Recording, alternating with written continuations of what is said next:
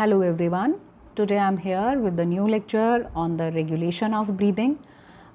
Chemical regulation of breathing के बाद we are here to discuss with the proprioceptor stimulation of breathing along with some other controls. As soon as now we are going to discuss the last topic जो मैंने पहले lecture में discuss किया था आपके साथ, आपको याद होगा हमने बात की थी कॉर्टिकल और वॉलंटरी कंट्रोल हमने देखा था कि हम अपनी इच्छा से भी कर सकते हैं। फिर आपने सेकेंड, आपको याद होगा हमने केमो रिसेप्टर जिसमें हमने दो किए थे, सेंट्रल और पेरिफेरल, और तीसरा जो आज हम देखने वाले हैं दिस इज़ प्रोप्रियोसेप्टर। ठीक है, तो हम अब बात करते हैं प्रोप्रियोसेप्टर। प्रोप्रियोसेप्टर एक्चुअली जब हम एक्सरसाइज करना स्टार्ट करते हैं हमारी रेट और ब्रीदिंग की डेप्थ जो है वो दोनों इंक्रीज़ हो जाती है even before change in partial pressure of oxygen, partial pressure of carbon dioxide और H positive level occur. The main stimulus for these changes in the respiratory effort जो हम कर रहे हैं वो कहाँ से आ रहे हैं, तो हम बताएंगे वो आ रहे हैं प्रोप्रियोसेप्टर्स से, विच मॉनिटर मूवमेंट ऑफ जॉइंट्स के अलावा आप बताएंगे movement of joints and muscles. मतलब कि ये हमारे वो रिसेप्टर्स हैं प्रोप्रियोसेप्टर्स जो रिसेप्टर्स हमारे मसल से और जॉइंट से आ रहे हैं।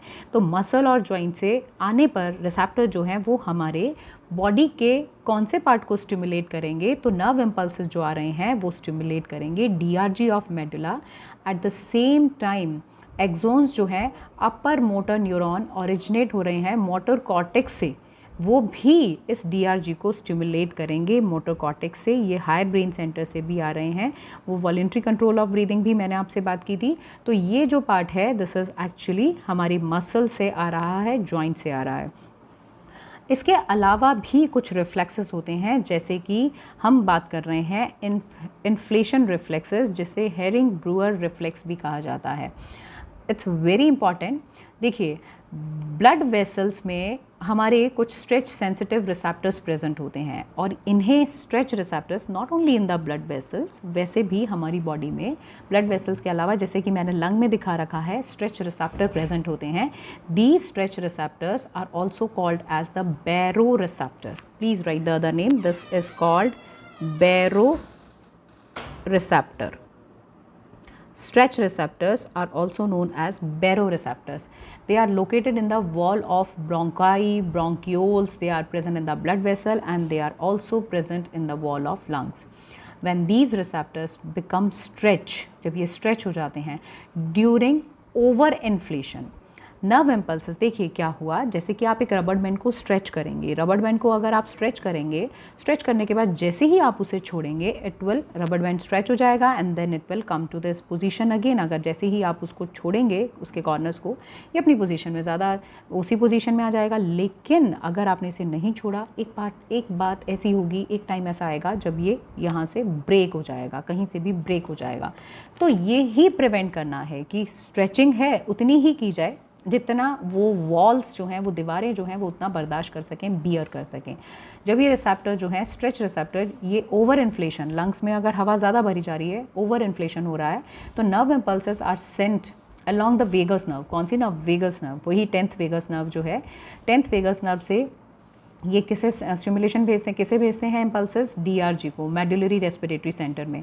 इसके रिस्पॉन्स में DRG जो है वो इनहिबिट हो जाता है एंड डायफ्राम और एक्सटर्नल इंटरकॉस्टल मसल्स जो हैं वो रिलैक्स हो जाती हैं। इसी के रिस्पॉन्स में इनहेलेशन जो है वो स्टॉप हो जाता है और एक्सहेलेशन स्टार्ट हो जाता है।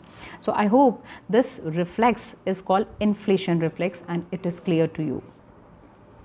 Now the next thing is कि DRG जो है वो लंबे टाइम तक इनहिबिटेड नहीं रह सकता। जैसे ही एयर जो है वो लंग्स में से निकल के बाहर चली जाएगी, मतलब कि इनहेलेशन तो स्टॉप हो गया बट एक्सहेलेशन हो गया, तो ऐसे टाइम में DRG जो है वो ज़्यादा टाइम तक इनहिबिट नहीं रहेगा, न्यू एंड इनहेलेशन स्टार्ट हो जाएगा। तो this reflex is called inflation reflex और हेरिंग ब्रूअर रिफ्लेक्स।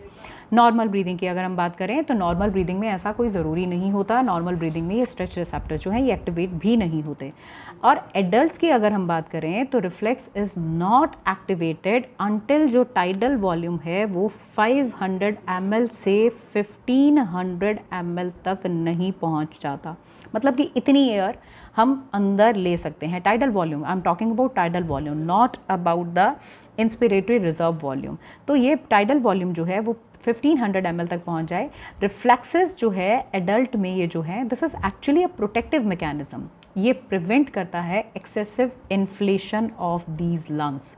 ठीक है जी, तो ये आपको यहाँ तक क्लियर होना चाहिए, इन्फ्लेशन रिफ्लेक्स। इसके अलावा अब हम बात करते हैं इन्फ्लेशन रिफ्लेक्स के अलावा कुछ और हैं, जैसे कि अदर इन्फ्लुएंसेस ब्रीदिंग पे। आप देख रहे हैं बहुत सारे फैक्टर्स हैं। तो एक फैक्टर आता है, हम कहते हैं limbic system stimulation. Limbic system is also known as, ये आपके ब्रेन का, फोर ब्रेन का एक पार्ट है, इसे हम हमारा इमोशनल ब्रेन कह सकते हैं।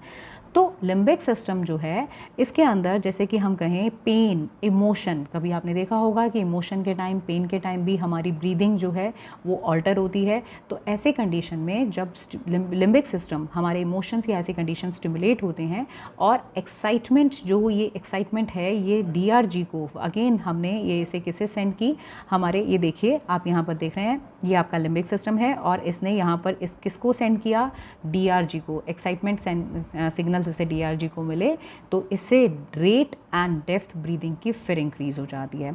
इसके अलावा अदर फैक्टर्स की अगर मैं बात करूँ तो टेम्परेचर भी एक फैक्टर है। Temperature, increase in the body temperature as occur during fever या फिर हम कहें vigorous muscular exercise, that also increase the rate of breathing.